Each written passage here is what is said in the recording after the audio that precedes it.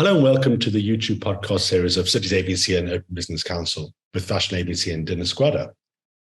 I'm Hilton Supra, the Vice Chairman of Student Group. Now, today I'm interviewing Jennifer Saunders, the Executive Director of North Texas Innovation Alliance. This is where we interview people who are changing the world, people who are inspiring us with their achievements, their creativity, and the acumen in the use of technology. Now, we've interviewed over 250 amazing people and achieved now close to 5 million views on YouTube. This interview series on Citiesabc is in partnership with our platform, openbusinesscouncil.org, a Web3 4IR-based platform utilizing technologies that employ the use of truth and trust through a unique corporate digital identity using blockchain and the deployment of data analytics, AI, and machine learning. So today I'd like to introduce you to Jennifer Saunders, who's the Executive Director of North Texas Innovation Alliance. Welcome. Oh, thank you so much for having me back. It's great to have you back. The first interview with you and Brandan went really, really well. And we got an exceptional number of people engaging with the last interview. So tell me, today we're going to talk a little about, you've been focusing on cross-jurisdictional issues and financial models and connectivity, mobility, sustainability, data, and economic development. And now in particular, you're focusing on robotics, and particularly the Robotics Innovation Demo Day where you are. Can you tell us a little bit about that? No, I'd be delighted to. And so really the Robotics and Drone Demo Day stemmed out of our Dallas County Smart County Blueprint, which is their strategic plan and framework for how they incorporate smart city and smart county efforts into their operations, and really how they identify the most cost-effective and highest ROI investments for the county. And so from that, one of the use cases that was heavily prioritized by multiple departments is how they could use robotics and drones in their operations to create, again, the efficiencies. And one of the main points that I love to get across with our members is we really need to look cross-departmentally to find those efficiencies. The goal is single investment, multiple outcomes. And so when this technology became prevalent across actually 7 departments participated within the county in pulling this together, we said, okay, this is a really great starting point for us to be able to let those departments further explore and understand what might work at the county, and importantly, what might not be a good fit. We want to make sure that those are well-researched investments. Mm-hmm. So how do you plan to establish yourself as the national leader through the implementation of drone applications? So I think a lot of it is there's some really great work being done at the municipal level. I think county is a newer jurisdictional implementation model. And I think that the process with which these technologies are identified and deployed is one of the ways that I think the county is showing leadership. So beginning with this process for an open call for innovation to really understand the landscape, who has proven deployments, what are some new ways that are being explored, really allowed for them to say, okay, here are the 4 use cases that are the most prevalent and that we think are the most promising. And so taking that step to really look to the experts, and Marketplace.City, who's our partner in this, who I know we'll talk about later, really helps facilitate not just the corralling of these submissions, but their analytical platform really helps to break down what's most important to evaluate for a jurisdiction. And so I think the national leadership is in the process, and then subsequently, how are those decisions made? So how broad is the reach of effectively Dallas County in the context of Texas? So Dallas County is over 2 million, people. And so just, in the region itself is about 7.4 million and growing rapidly. And so really the reach is massive and includes, many jurisdictions and cities, within the county. So something that works within a county that size and with jurisdictions that range from 3,000 all the way up to 1.2 million really provides a case study that we believe other jurisdictions can highly benefit from. In terms of the technology solutions that you've been working with, if you look at Dallas County, it's a great mix of obviously urban, city, industrial, and farming environments, and the leisure environments. How do you pull those different stakeholders together?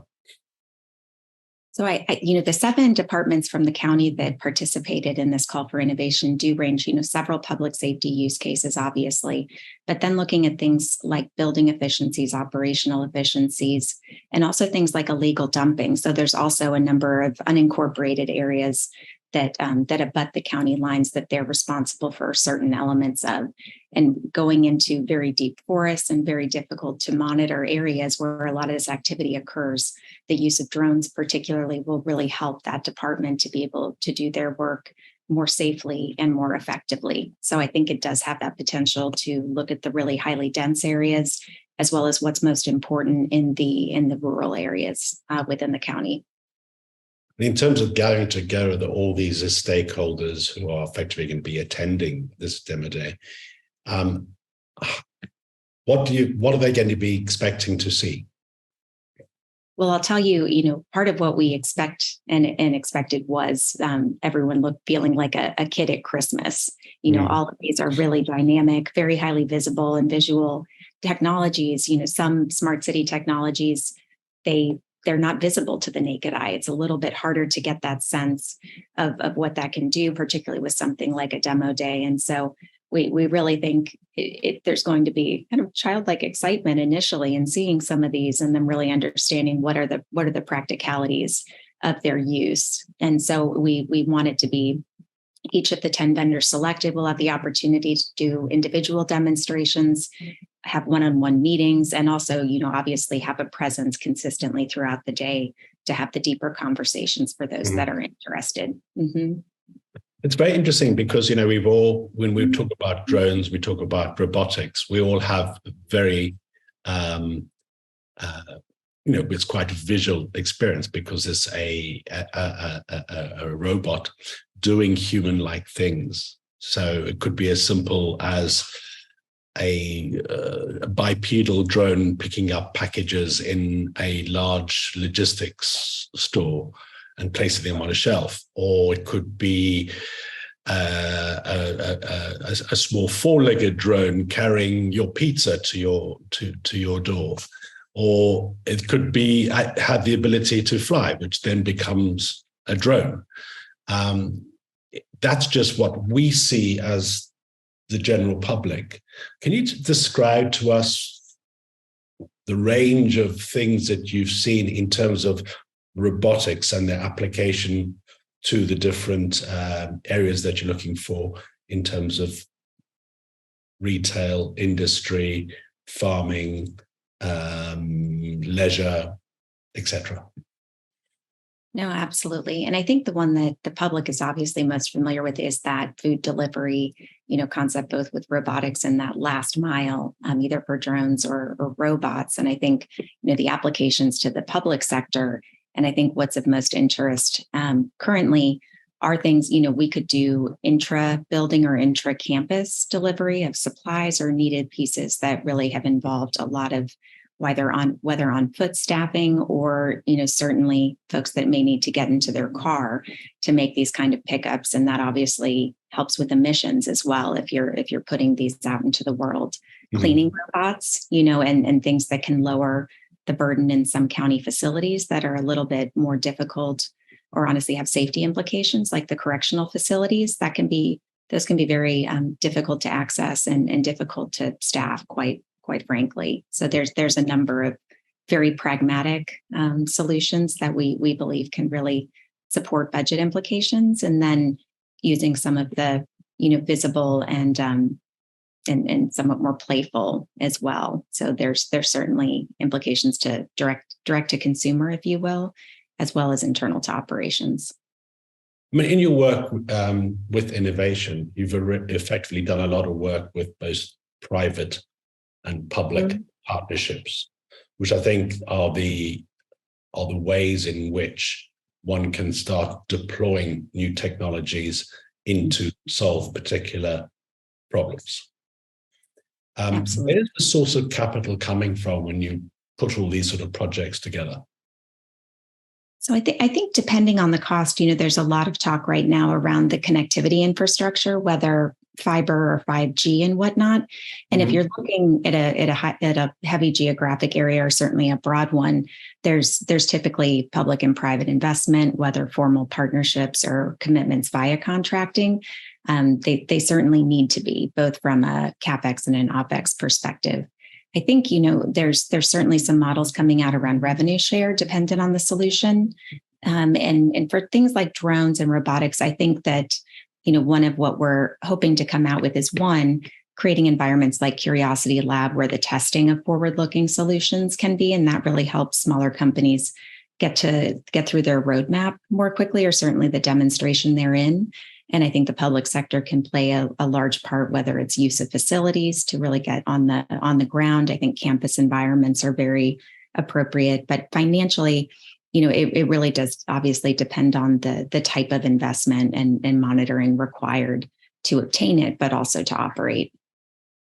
This is very interesting because it's the, if you think about, you are attached to as an innovation center, you're attached to a academic research institute, which is then reaching out into the commercial world, and it's trying to manage all of those relationships, in particular the protection of IP, and then there comes in, particularly with drones, there's regulatory issues and ethical issues, of course, that we'll come on to in a second.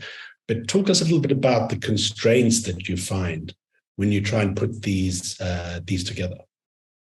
No, I certainly think that all of you mentioned are very relevant, and we're really appreciative of the university partners that we have. There are so many unknowns with the pace at which government and regulations can keep up with emerging technology. But we certainly look to the research capacity, whether from a data or computer science perspective, whether from a planning and policy perspective, to really be able to support the manpower and the expertise necessary to really learn what we need to. And we have over 40 members currently in the consortium. And one of our key academic partners is an organization called the Texas Research Alliance. And similar to the NTXIA, they kind of wrangle all of the regional universities and higher education systems, as well as the collaborative research programs that involve the private sector working with those research institutions. And so I think, to your point, IP is obviously a large component of that, and it all depends on how that relationship is constructed and agreed upon. Things coming out of federal grants, for example, stay the property of the academic institution or the federal government, depending on that. And I think certainly those that are engaged upon directly by the private sector as a lead, may go another direction. But I think there's value, tremendous value in whatever arrangement can move us forward more quickly and can support the regulators as they really look at where does this need to live, both from a land use or an elevation FAA perspective, and really, to your point, the ethical issues that come from this type of technology or can arise. I've done a bit of work looking at in Europe in terms of the constraints that one has in terms of flying drones not near airports at certain heights that you can fly without, and you have to be in sight of where the drone is flying, or have at least a spotter if it's out of your purview as the pilot, etc. These are sort of standard things. Just as an aside, do drone pilots have to be regulated? Do they have to apply for licenses in order to participate either on a private or a commercial basis in the United States? They do. They do need to be licensed through various programs and dependent on the uses. So public safety agencies need to have a different license than kind of general unmanned. And so there is this infrastructure in place and certainly requirements therein. I think that there may be more coming up. I think there may be streamlining of those permits as well. And I would just shout out Dublin and Ireland for their leadership, particularly in the drone space. Those entities are really leading the way. I follow Jamie Cudden's work really, really closely in Dublin. Could you expand a bit on that? Because this is a very interesting area, and I think it's really relevant for our viewers to really understand what direction the regulatory aspect of drones is going. Well, I know, in beginning this program, or certainly the research into it for the region, when we spoke with them, at that point, really developing the framework and the zoning and the different parameters that got, a citywide, policy passed, is really has really been inspiring to me because, the number of stakeholders, the number of council members and local elected officials that needed to be part of creating first a testing environment citywide, and then certainly saying this is how we're going to do this moving forward as a point of practice is again, uncharted territory. And I think, at this point, still very unique for a city to be this comprehensive in their planning and regulations within that jurisdiction. That's fantastic. And, extending that whole regulatory environment, everybody thinks that if you create a robot that is bipedal or runs on wheels or whatever and ambulates on the ground within a city environment or urban environment or residential environment, what regulations exist for that? Because people don't automatically think that you need to get a license to go to get somebody to get an autonomous vehicle to deliver your pizza. So I think, and quite frankly, I'm not as familiar with regulations outside of kind of the engineering, and city planning level at this point for robots specifically. And I know different jurisdictions around North Texas have established different permissions based on the part of the city and level of density. So some, is really dependent on, do they already have crosswalks that can, automatically adjust to different paces of crossing? Can they detect when those signals need to be longer? Can the signals themselves, are they in a position to learn? Has the technology accommodated that? And certainly, for obvious reasons, sidewalk, not only condition, but also access based on width, and pedestrians obviously being first priority. And so there's a number of kind of pilot corridors, where they're testing the different conditions with which these can operate, and some are more mature, if you will, and permanent than others. But we're all learning from each other, which again is one of the most important components of the work we do to support our members. I mean, what's very interesting is with any autonomous vehicle, there's a large element of machine learning or effectively artificial intelligence in terms of generating a decision-making environment for the operation of that particular vehicle in that environment. Where are you? What part of the alliances that you're working with? Who's driving a lot of that work in terms of AI? So there's, I would say there are a number of research institutes from the university side that are very directly focused on AI and machine learning as it relates to applications like these. And then I think something that North Texas, I don't know if is as well known as I want it to be is the number of clusters for early stage companies that are both directly involved in AI and certainly kind of that tangential next concentric circle out in terms of the applications and how they're integrated. And so I think from, whether it's the mapping itself or the learning and understanding of changing sidewalk conditions, and identifying, okay, this one is cracking or this one is at a point where we may not be able to operate. That's of extraordinary value to cities as well, given that right of way. And so a lot of the questions that arose in conversations have been, can the cities use that data from the initial LiDAR mapping as an example for their public works and code compliance department for them to be able to provide that roadmap of investment to cities just purely as a baseline well prior to the robotics deployment? Some of your previous work was to do with IoT and smart cities. What challenges have you found in terms of when you're working across various stakeholders and jurisdictions, etc., trying to get access to data that can be homogeneous in a way in which it can be utilized in the best possible way and to ensure that it is public and not private data?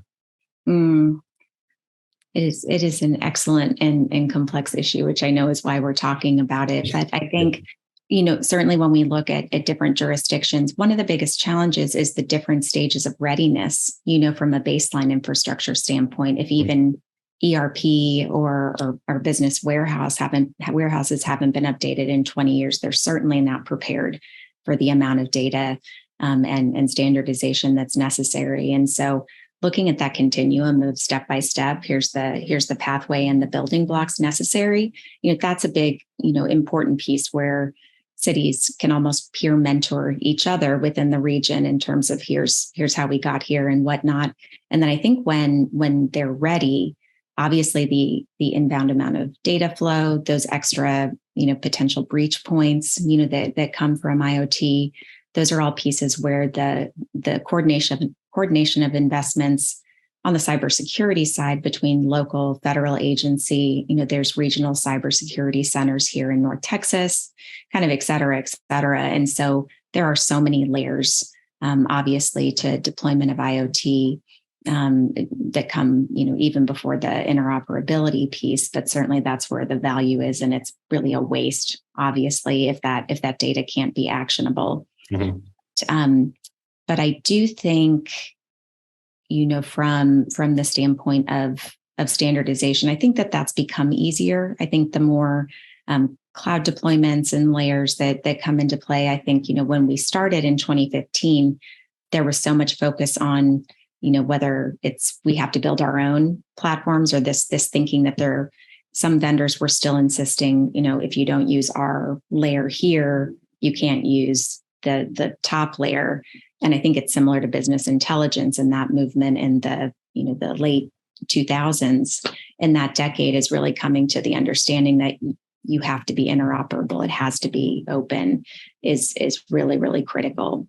And then the last point that I'll make regarding the ownership of the data is I also think, cities, when they go into contract now, the default is we own the data, right? That's just the standard that's been put in place. And I think anything that deviates from that or any kind of segmenting of that, really just becomes part of the contractual process and frankly can affect cost, obviously, if there's some ownership and data sharing. So those are all factors that really need to be weighed as these are, frankly, as they go through, procurement and legal and all of that. In your work in IoT, in your work in terms of, we talk a lot about data ownership. Mm-hmm. One area that is very, very interesting is digital identity. The digital identity of the user, number one, that's an obvious one, mm-hmm. but also the digital identity of the individual device that's acting autonomously has to have its own digital identity. How are you dealing with that? Mm. So at the beginning of our testing with the Smart Cities Living Lab, I was extraordinarily conservative in that approach. And so any type of beacon or any type of sensor that we were utilizing, I told the vendor we were working with, I said, I only want to know if it's a human. I only want to know if it's a bike. I want to know nothing else. We're looking at crowd floor, we're looking at safety and different pieces like that. But I am not I want to know that this is not being captured because we're not prepared to have those kind of conversations at this point. So that was the baseline. What is the minimum amount of data necessary to accomplish the goals of a particular program? And as a city communicating effectively and intentionally to its residents that here's what we commit to you, and here's why we are collecting this data, and here's how we will never use it. And I think that proactive communication is one of the most critical steps before deploying anything related to IoT or AI. I mean, this is one of the biggest challenges, is that boundary between human interaction and machine gets closer and closer and much more fuzzy over time, because the speed of data, the amount of data, the ability, the speed of processing, particularly, and now with AI enabled to effectively be in a situation when they can identify an individual, not their identity, but identify an individual, and from their demeanor, their behavior, all the different attributes um, act in a way in which seems to be recognizing who you are and your behavior, and then mimicking or responding to your behavior. This is a very, very powerful interaction, which can frighten people or could empower people. Mm-hmm. No, I agree. I think one of the best examples of kind of finding that middle ground to be able to provide that value are things like transit planning or, congestion flow, where in order to really be effective in looking at those patterns and being able to mimic them, digital twin or otherwise, you have to know where people start and end from their journey, and perhaps where they stop off. Are they stopping for coffee, along the way? When are trains most full? Are there routes that need to be, directly addressed from there? There's a city that used it to identify where do we need four-way stops? Where do we need roundabouts? How do we use some of those interventions from whether it's pedestrian safety control near accidents and things like that? And so it really comes down to if you're able to, and I think this is key, if you are able to guarantee that this information is not being captured for any reason, whether directly related to your use as an entity and generally speaking, is it being captured and stored somewhere or whatnot, beyond what you're telling the community that you're doing, that's obviously a really critical component. But I think if the value, is sufficient, to the public, there's in the communication, there's an acceptance to, I'm comfortable with this because it is improving my life in these 5 ways. But this is very interesting because, if you look at it, is the world ready for such advanced technologies to be able to interact with us? They already are. The computer is effectively a robot. If even the chatbot sitting behind that is robotic. It's trained, it's been generated on a set of data. So there's this creep of how technology is empowering us, controlling us, or having some impact of our lives. And there's this very strong ethical issues that need to be debated. And the debating fora, I think, are universities and institutes like that. What work are you doing in that particular area? Oh, Lord, I have so many thoughts personally and professionally. Another podcast, isn't it? It is. But one of the things that, when I talk about privacy and whatnot and to varying audiences, is something that we have to remember is this has been a thing far longer than people recognize, than it became in the mainstream. As soon as I signed my iTunes terms and conditions, however, at this point, 15, 20 years ago, I may have been signing away my firstborn child. Did I read the 32 pages within those terms and conditions? I sure didn't. And as long as we've been holding a smartphone, because people didn't realize what that meant, right? If the convenience is I'm getting ads that are really relevant to me, I'm kind of iffy on that anyway. But if it's providing enough value, I'll let it go. Or if there's an acceptance that I know what I know now and I'm making a conscious decision, but it used to not be an informed decision on any level. And so I think that one is acknowledging that this has been around, machine learning, targeted ads, data tracking, if you will. This has been happening far longer than we've been talking about it, which is part of the challenge. I think are folks ready for it? Are they ready for the conversation? I think there's still an element of we don't know what we don't know in terms of the right questions to ask. Mm-hmm. And I think, there was a conference I was at a few months ago, and the panel was incredible. They had a researcher, a tech accelerator founder, a private equity person that's heavily investing in AI, and then a company CEO in the space. And that question was directly asked, and how are you approaching this? And who do you think is going to ultimately put guardrails on this? And it was crickets, because no one won. I don't think anyone knows who's going to step up. And it's more likely to be the EU first, just based on other privacy regulations that may be adopted. But also, I think nobody wants, to take responsibility, or nobody wants to raise their hand and say, here's what I think, because there's so many unknowns. And I can certainly empathize with that. But I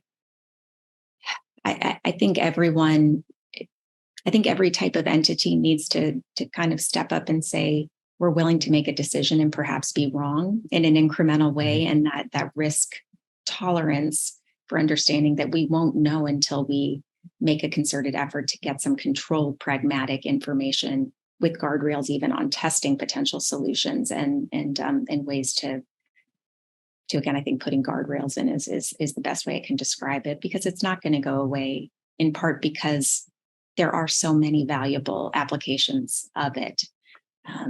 It's just moving faster than anyone really can do. But creating forums for conversation is something that we try and take some leadership on. I always try and find the smartest people I possibly can to come into the room.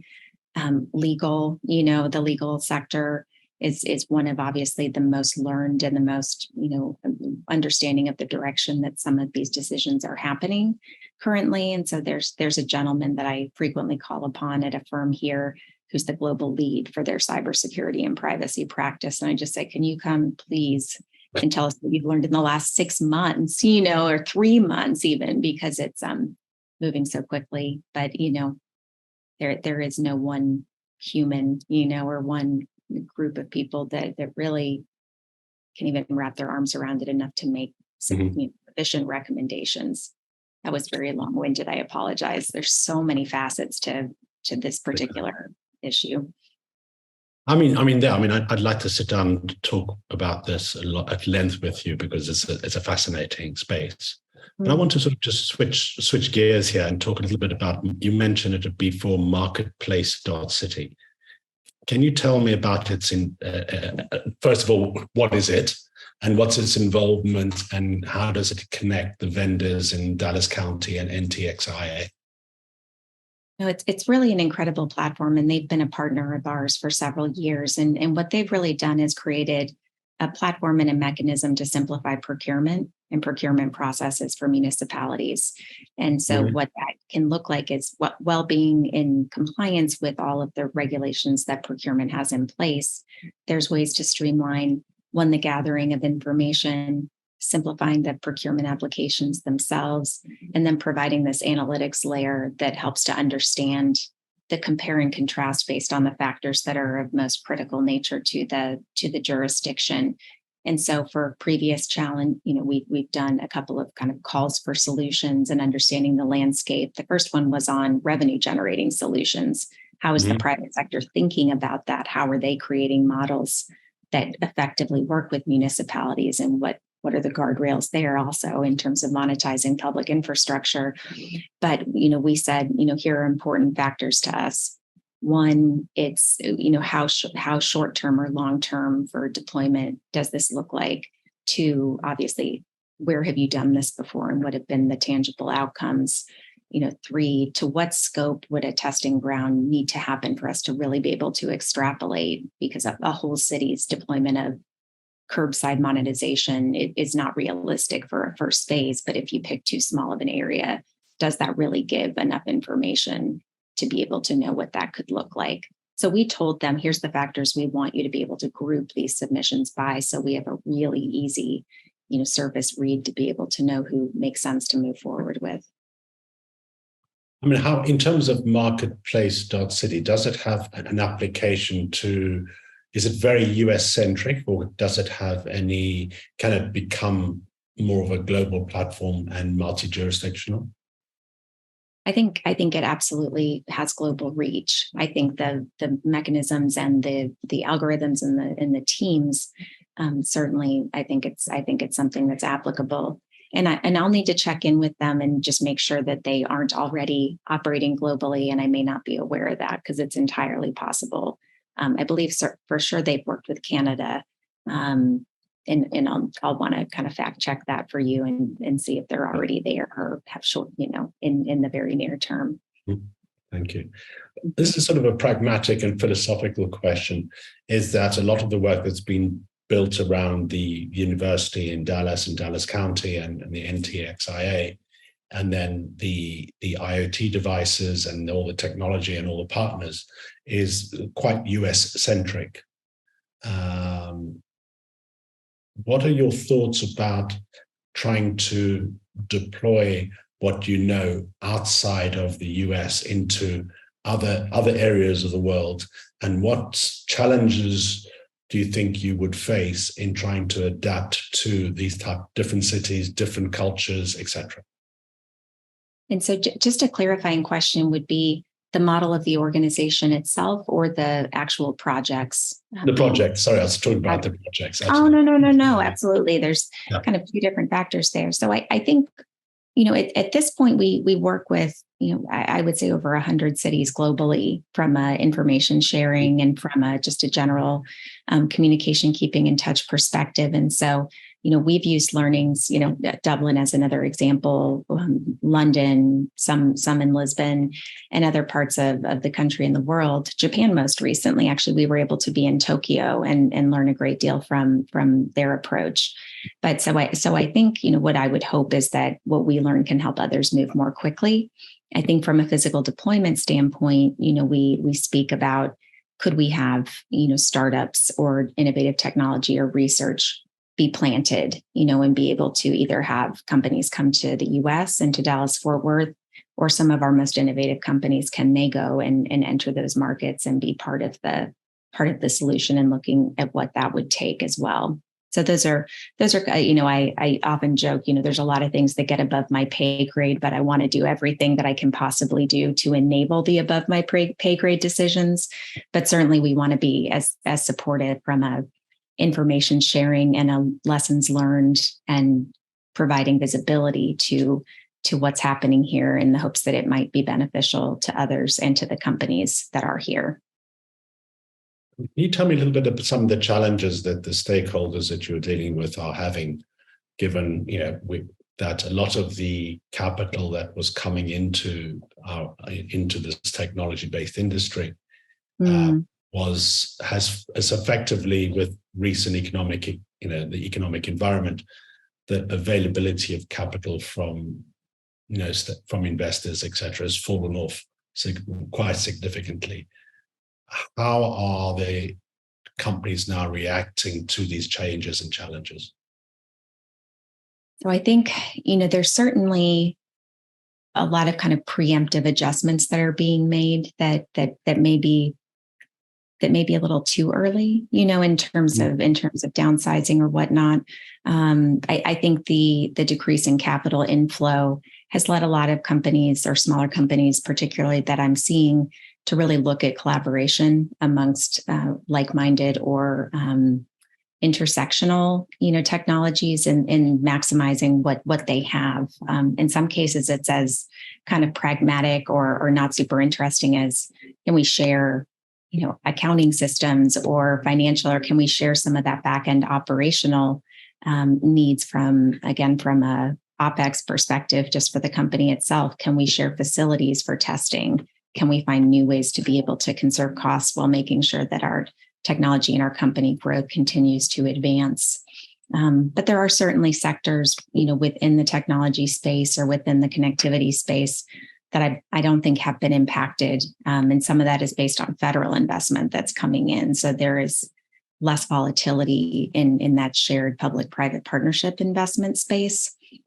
But again, I do think that companies, particularly in the AI and the kind of transitional technologies that we're looking at, I think because their overhead can be lower, because of the nature of the technology, I think that they I haven't seen any kind of panic yet, and I think the momentum that was achieved hopefully can carry on through some of these innovative efficiencies. And in terms of the stakeholders that you're dealing with, obviously they have to think nimbly. How many of them are now reaching out to an international audience for these potential partnerships or collabs? I am definitely seeing increased activity in that space. And a lot of that is really enabled by the agencies within the US or within these potential host or partner countries and trade agencies.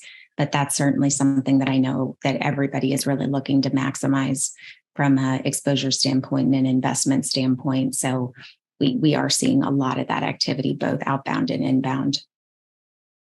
So we started this conversation talking about your drone day, and we've certainly trying to circle back to it because I think it's a very interesting stepping off point into getting, stakeholders and the public to experience what the future is going to look like. If you use from the prism of your lens and looking forward 5 or 10 years, where do you think it's going to be?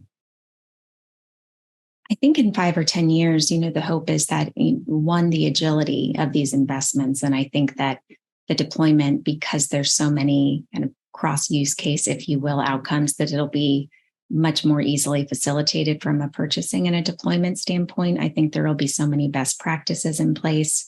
And again, I think that in terms of cross-jurisdictional, whether it's standards or communication channels or data, I think we're just going to continue to progress. And I think policy is going to catch up to be able to guide a lot of those investments. Mm-hmm. What I would hope is that whatever challenges, that someone like the county is facing, specific to things like the near-term delivery. And I talk about the medical district a lot as an example. So if my hope is that operations, you may see these robots running around and that your staff is going to be where they need to be because they are not running around. Very difficult to fill jobs for various reasons. I think that it makes complete sense to find the efficiencies there. But ultimately, a comfort level for where we are from the public and from agencies, because there has been a really balanced approach that can very visibly show the benefit there. The other benefit, I'll say, around drones and robotic technology, and where I think it can help move the entirety of kind of the smart cities and IoT forward, is because they are so visible. Because again, when I've done tours of deployments that either we've done or others have done, so many of them you would never see or notice if you were walking down the street. And so being able to have physical things that you can see and touch and experience really enhances the visibility and the ability to educate the public on how these things are. If their commute is 5 minutes shorter, they probably have no idea that it was because we now have intelligent traffic signals and systems, unless they know, and then they can be supportive of those investments. So I think it starts a swell on a lot of levels on the expansion of the technologies that make the most sense. Jennifer, this has been a very exciting and very interesting, and I look forward to our next interview. But how do people get in touch with you? We would love for anyone to reach out over LinkedIn or Twitter, our social channels. Our website is NTXIA.org. There's a lot of opportunities for engagement and to get involved. And so we really welcome any and all of those channels, including maybe drone notes, if those would like to drop off at our office. That would be delightful as well. But really would love to share with anyone that would like to. And we certainly are open to partners across continents, across sectors. And I believe that it takes all of us to make some of the progress we hope to make. Jennifer Sanders, thank you very much indeed for a very, very interesting interview. It's a pleasure. Looking forward to the next time. Thank you for viewing and engaging with today's podcast. If you're interested in knowing more about citiesabc.com, with openbusinesscouncil.org and fashionabc.org, do go to our platforms, as well as you can find me on social media and direct message me, Hilton Supra, on Twitter, LinkedIn, and Instagram. And do go to the other interviews we have done on YouTube. And don't forget to like and comment. Thank you very much for your time in engaging with this interview on Cities ABC.